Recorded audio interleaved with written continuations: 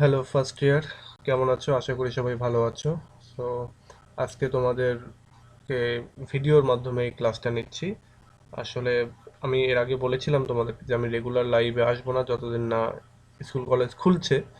So এটা খোলার পরে আবার আমরা আগের ওয়েতে ক্লাসগুলো নেব। আর মাঝখানে কিছু অসুস্থতার কারণেও একটু সমস্যা হয়ে গেছে। সো সেক্ষেত্রে হয়তো রেগুলার লাইভে আসছি না বা রেগুলার ভিডিও দিচ্ছি না। তবে আজকে একটা ভিডিও করছি এবং এটা তোমরা পাচ্ছ। এটাতে আমরা আজকে আলোচনা করব, সেটা হলো তোমাদের সাজেশন থেকে এই কোশ্চেনটা, যে write an essay in the personal elements in, আচ্ছা, রাইট অ্যান এসে, এখানে এই সেন্টেন্সে আমার ভুল আছে। তো বলছে write an essay on the personal elements in Yeats a prayer for my daughter, অর্থাৎ ডাব্লিউ.বি. ইয়েটসের যে কবিতা তোমাদের রয়েছে a prayer for my daughter, এইখান থেকে এই কবিতার ভিতরে কবির পার্সোনাল কোন দিকগুলো তিনি এখানে আলোচনা করেছেন সেইগুলো নিয়ে আমরা আজকে তোমাদেরকে আমি ভিডিওটা তৈরি করে দিচ্ছি। সো এটা আমি তোমাদের যে ফ্রেন্ডস প্রকাশনীর যে বই, সেই বইয়ের 354-55 নম্বর পেজ থেকে আলোচনা করছি। সো তোমাদের যাদের কাছে ফ্রেন্ডস এর বইটা আছে তোমরা তারা সেখান থেকে দেখে নিতে পারবে। তো আমি এটা আলোচনা করি।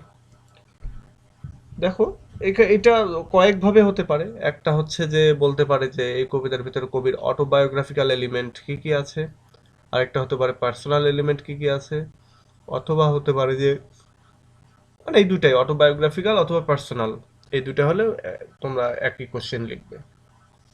সো অ্যান্সারে যে বিষয়টা সেটা হচ্ছে যে ডাব্লিউ.বি. ইয়েটস তিনি one of the most prominent modern poets, modern যে পোয়েটরা যারা রয়েছে তাদের মধ্যে সবচেয়ে প্রমিনেন্টদের মধ্যে একজন।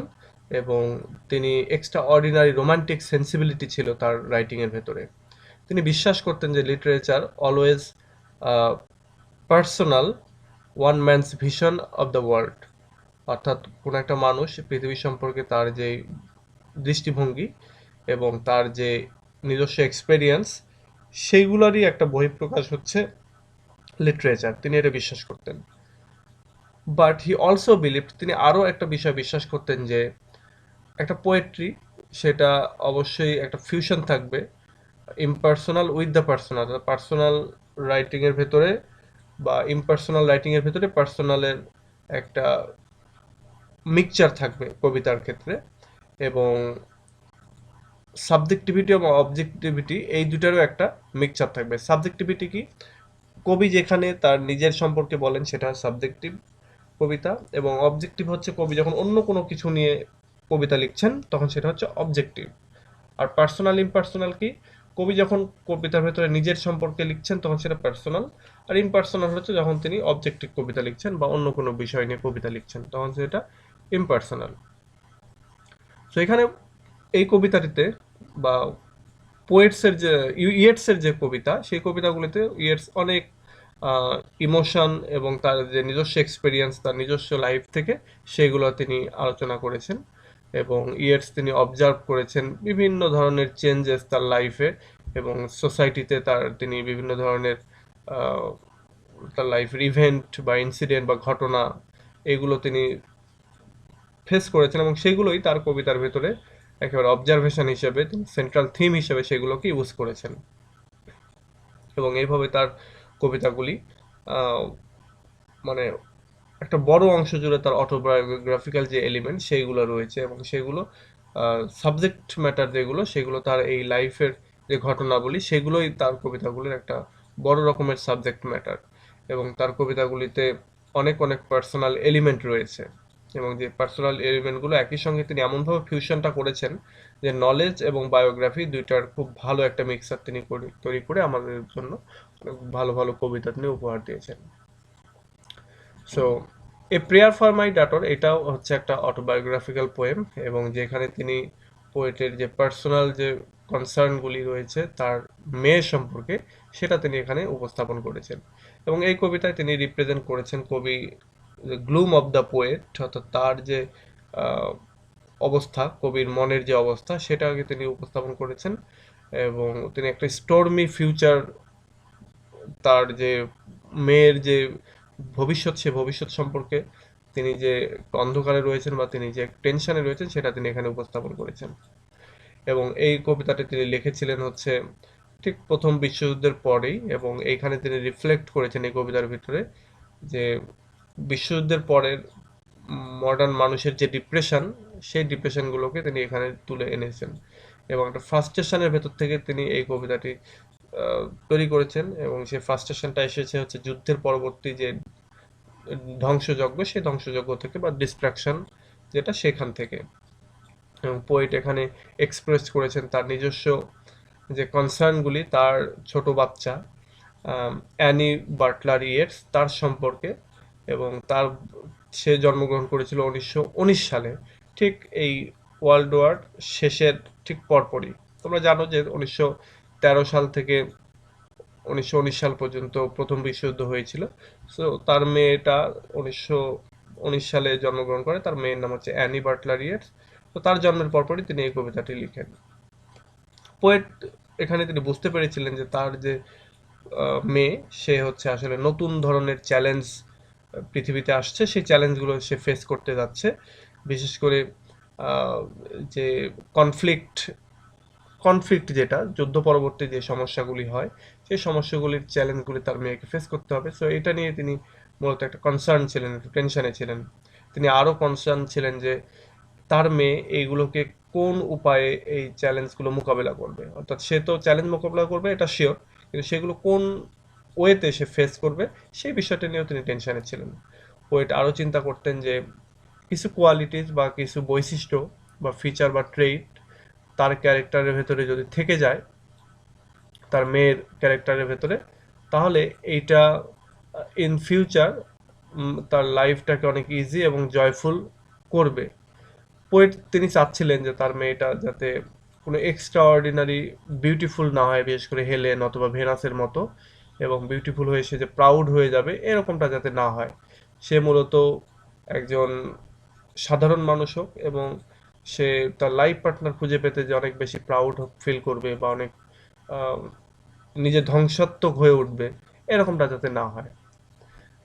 মানে তার মতে যে এক্সট্রিম বিউটি তার ডটারের, এইটা অন্য কোনো যেই পানিপ্রার্থী যারা হবে, পানিপ্রার্থী বলতে তার মেয়েকে বিয়ে করতে চাই যারা চাইবে, তারা অনেক সময় এরকমটা হতে পারে যে তার মেয়ের কারণে ধ্বংস হয়ে যেতে পারে।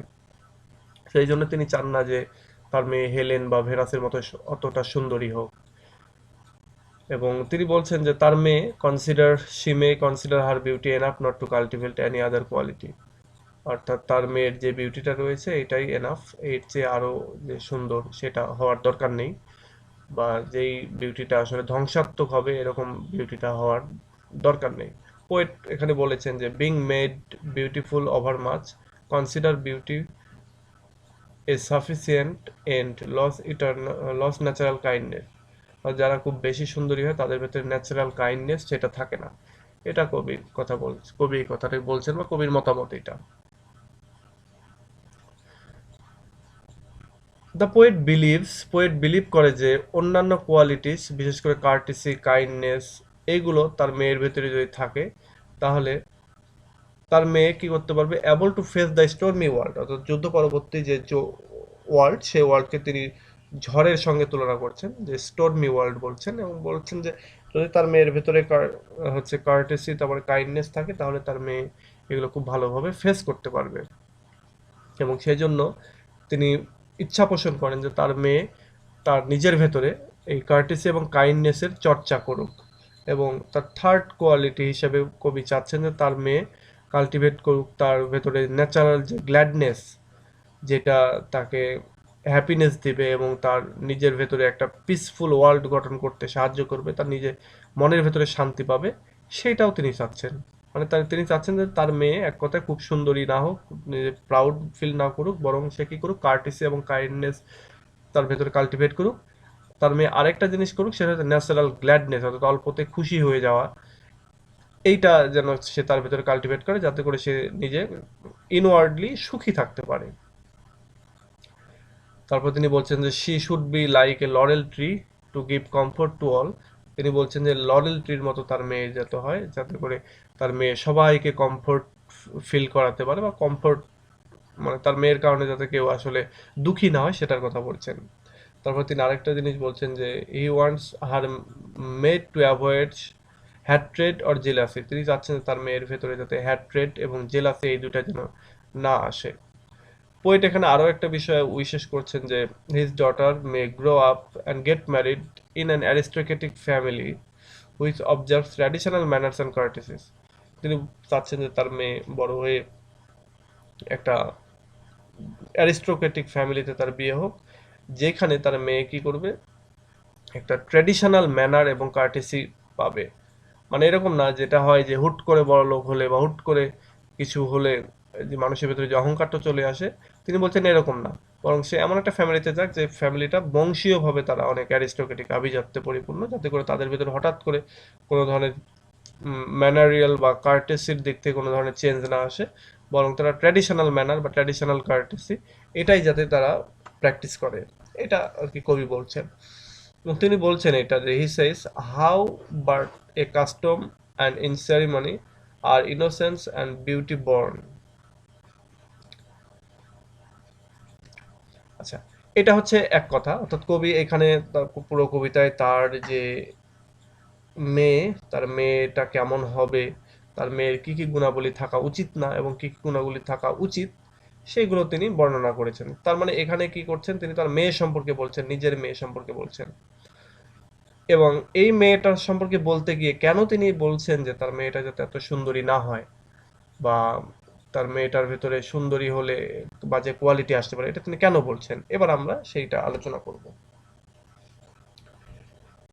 Yet expresses his personal experience with the beautiful Lady Mardgon, with whom he was deeply in love, though it was only one-sided. কবি এখানে তার কবিতার ভেতরেই তার একটা পার্সোনাল এক্সপেরিয়েন্স তিনি এখানে শেয়ার করছেন। একটা বিউটিফুল মেয়ে, বিশেষ করে মার্ডগন যার নাম, তার সাথে তার প্রেম হয়েছিল, এবং যদিও প্রেমটা ওয়ান সাইডেড ছিল, অর্থাৎ মেয়েটা কখনোই ভালোবাসেনি, কবি নিজেই তাকে ভালোবাসতেন এবং এই ভালোবাসাটা তার প্রতি ছিল অনেক গভীর। In commenting on the vain nature of the beautiful girls, the poet hints at the behavior of Mudgone. এখানে বিউটিফুল গার্লদের যে ব্যর্থ যে নেচার বা বাজে যে নেচার, সেইটা সম্পর্কে কথা বলতে গিয়ে কবি এখানে মূলত মার্ডগনের যে বিহেভিয়ার সেটাকে তিনি হিন্টস দিয়েছেন বা সেটার প্রতি তিনি আঙ্গুল তুলেছেন, এবং যাকে তিনি পাগলের মতো ভালোবাসতেন, কিন্তু তাকে বিয়ে করতে তিনি ব্যর্থ হন, এবং এবং তিনি তাকে বোঝাতেও ব্যর্থ হন যে আসলে তাকে তিনি ভালোবাসেন।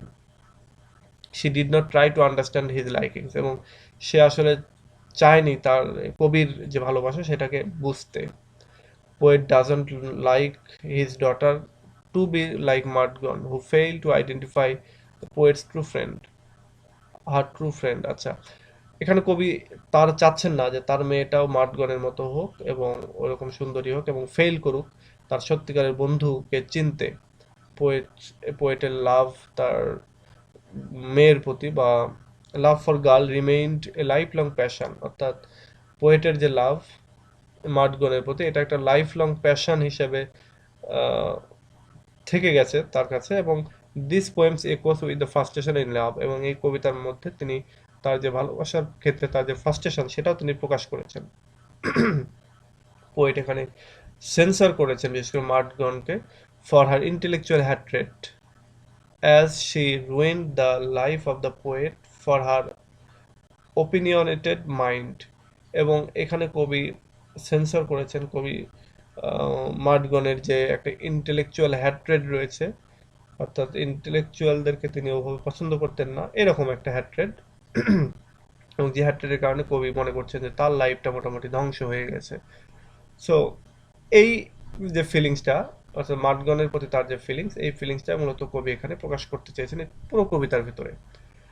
পরিশেষে আমরা যেটা বলতে পারি যে a prayer for my daughter একটা খুবই রিমার্কেবল কবিতা, যেখানে ইয়েটস রিফ্লেক্ট করেছেন তার যে পার্সোনাল কনসার্ন বিশেষ করে তার মেয়েকে নিয়ে, এবং একই সঙ্গে তার যে ফিউচার লাইফ যেটা স্টর্মি ওয়ার্ল্ডে, সেটা নিয়েও তিনি কনসার্ন করে থেকেছেন। এবং এই পোয়েমের মাধ্যমে তিনি আরও একটা ডিপিক্ট করেছেন, বিষয় ডিপিক্ট করেছেন, চিত্রায়িত করেছেন, সেটা হলো মার্ডগনের প্রতি তার যে ফিলিংস সেটা। এবং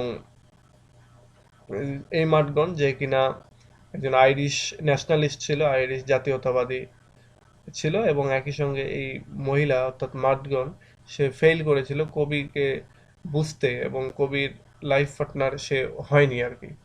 সো এইটা, তাহলে এইটুকুই আসলে এই কবিতাটির আলোচনা। এবং এটা যদি আমি আরেকটু এলাবোরেট করি, কবি এখানে আসলে ডিপলি লাভ করেছিলেন, ভালোবেসেছিলেন মার্টগনকে, কিন্তু মার্টগন সাথে তার ভালোবাসাটা আসলে পরিণয়ের দিকে যায়নি, শুভ পরিণয়ের দিকে যায়নি। এবং যার ফলেই কবি এখানে মূলত এই কবিতায় বলছেন যে যুদ্ধ পরবর্তী অবস্থায় যখন তার মেয়ে বড় হবে, তিনি সেই সময়টার কথা বলছেন, তার মেয়েটা যেন মার্টগনের মতো এত সুন্দরী না হয়, বা ভেনাস বা হচ্ছে হেলেনের মতো সুন্দরী না হয়, যারা মূলত হেলেন এবং ভেনাস এরা যেমন ধ্বংসের কারণ, তেমনি মার্টগনও ধ্বংসের কারণ কবির লাইফের ক্ষেত্রে।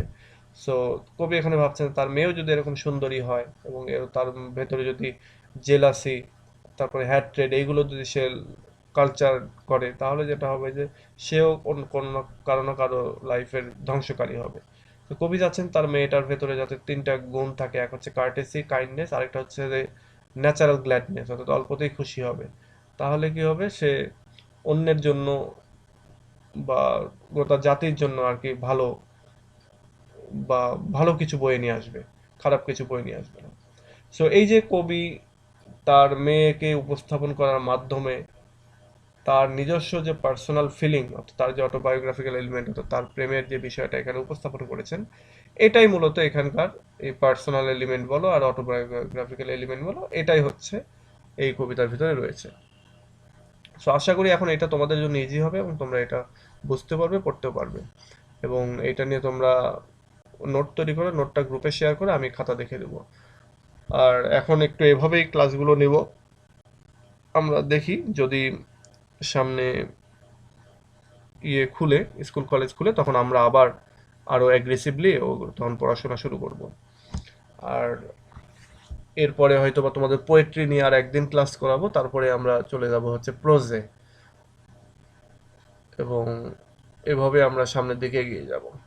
তো ঠিক আছে, আজকে পর্যন্তই, নেক্সট ক্লাসে আবার কথা হবে। টিল দেন, আল্লাহ হাফেজ।